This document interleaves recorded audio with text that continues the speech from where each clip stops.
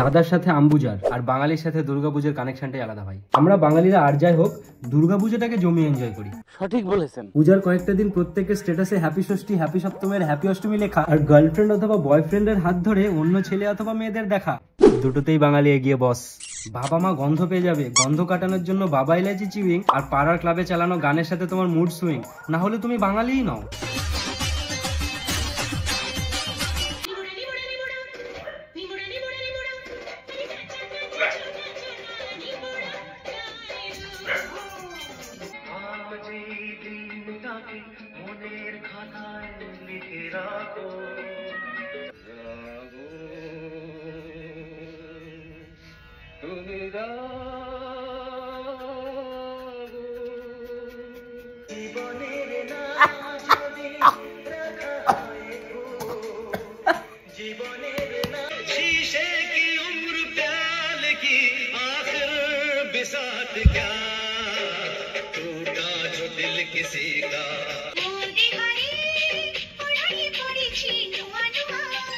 আমি থাকি রানাঘাটে, আর রানাঘাটের পুজো মানেই হ্যালো পুজোর প্ল্যান কি ভাই?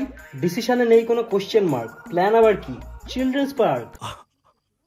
সে তুমি যেখানেই যাও একবার তোমাকে চিলড্রেন্স পার্কে আসতেই হবে, সেখানে দাঁড়িয়ে তোমাকে আড্ডা মারতেই হবে।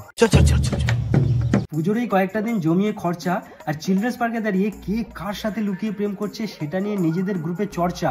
এই দুটো না করলে তুমি রানাঘাটের বাসিন্দা না হও, কারণ রানাঘাটে সবাই সবাইকে চেনে, সবাই সবার এক্স।